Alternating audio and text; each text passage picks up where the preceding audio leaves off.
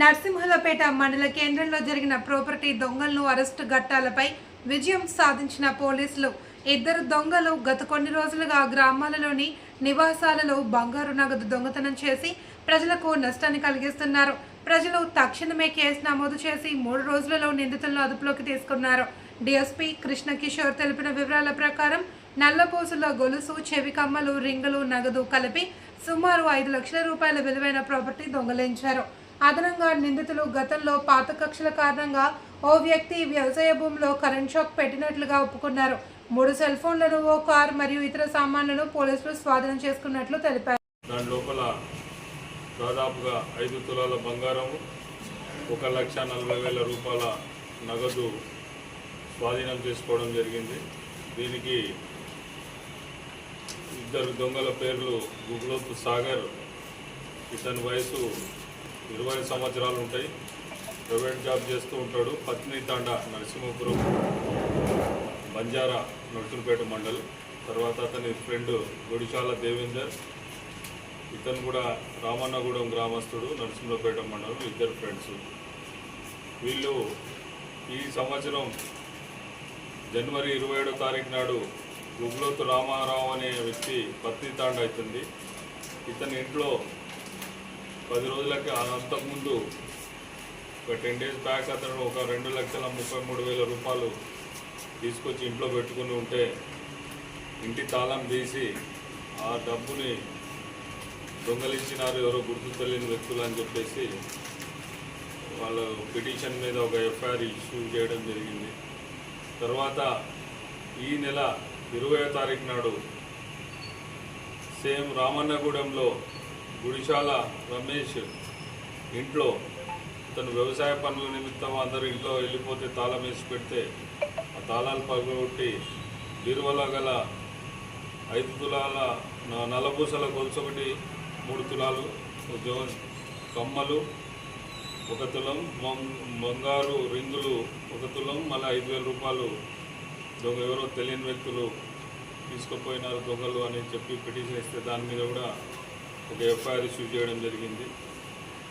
అదే క్రమంలో మొన్న 23వ తారీఖు నాడు రమావత్ పాండు అని విద్యుత్ శాఖలో తన ఇంజనీరు నర్సింహులపేటలో పనిచేస్తుంటాడు. అతను డ్యూటీలో ఉండగా కారులో వచ్చి ఈ గుగ్లోతు సాగర్ అనే వ్యక్తి కరెంటు కట్ చేసిండ్రు అని చెప్పేసి వాళ్ళ ఇంట్లో కరెంటు కట్ చేసిండ్రు, నేను చంపుతా లేకపోతే మిమ్మల్ని చంపుతా లేకపోతే నేను చస్తా అని చెప్పేసి ఒక కారులో వచ్చి బెదిరించి వాళ్ళ విధులకు ఆటంకం కల్పించినారని చెప్పి ఒక పిటిషన్ వస్తే దాని మీద కూడా ఒక ఎఫ్ఐఆర్ ఇష్యూ చేయడం జరిగింది. ఈ క్రమంలో ఇతన్ని పట్టుకురావడం జరిగింది. పట్టుకొచ్చి పోలీసు వారు తన ఇంట్రాగేషన్లో అతను ఈ అఫెన్సులే కాకుండా అంతకుముందు 2 అఫెన్సులు దొంగతనాలు చేసినాను నేను అని చెప్పడం జరిగింది. చెప్పే క్రమం లోపల ఇతను గుడిశాల రమేష్తో గుడిశాల దేవేందర్ వీళ్ళిద్దరూ వాళ్ళ పాత కక్షలని దృష్టిలో పెట్టుకొని అతన్ని చంపాలన్న ఉద్దేశంతో స్టార్టర్ మోటార్కు వైర్ కనెక్షన్ ఇవ్వడం జరిగింది. ఆ రోజు ఆ క్రమం లోపల వాళ్ళు హత్యా ప్రయత్నం కూడా అతని మీద చేయడం జరిగింది. ఆ కేసును కూడా వీళ్ళు విచారణలో ఒప్పుకోవడం జరిగింది. ఇవన్నీ దృష్టిలో పెట్టుకొని కేసు డిటెక్ట్ చేసి మా నర్సింహులపేట పోలీస్ స్టేషన్ పరిధిలో గల తొర్రూరు సర్కిల్ ఇన్స్పెక్టర్ గణేష్ మరియు నర్సింహులపేట సబ్ ఇన్స్పెక్టర్ సురేష్ మరియు వారి సిబ్బంది ఈ కేసులో చాలా టెక్నికల్ డాటా ఎవిడెన్స్ మరియు విచారణ సేకరణ చేసి ఎవిడెన్స్లు కలెక్ట్ చేసి వాళ్ళ పట్టుకోవడం జరిగింది. మరియు ఎంటైర్ ప్రాపర్టీ 2 కేసుల లోపల రికవరీ చేయడం జరిగింది. మొదటి కేసులో 2,33,000 పోతే దాదాపుగా 1,40,000 రూపాయలు రికవరీ చేయడం జరిగింది. ఇప్పుడు మొన్న జరిగిన కేసులో టోటల్గా ఎంటైర్ ప్రాపర్టీని సీజ్ చేయడం జరిగింది. వాళ్ళ ద్వారా స్వాధీనపరచుకోవడం జరిగింది. వీళ్ళ దగ్గర 3 సెల్ ఫోన్లు. వీళ్ళు మొన్న అఫెన్స్కు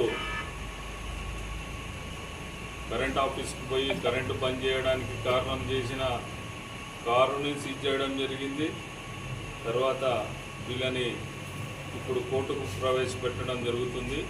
కాబట్టి ప్రజలకు విజ్ఞప్తి, ఎవరైతే ఊర్లల్లో అపరిచిత వ్యక్తులు లేకపోతే మీకు అనుమానాస్పద వ్యక్తులు ఎవరైనా కనబడితే పోలీస్ స్టేషన్కి తెలియజేస్తే వారిని చట్టానికి అప్పచెప్పడం జరుగుతుంది. కోర్టు వాళ్ళని విచారించి ఈ కేసులో అత్యంత ప్రతిభ చూపించిన గణేష్ ఆధ్వర్యంలో ఎస్ఐ సురేష్, ఆయన ఆరోగ్యం బాగలేకుండా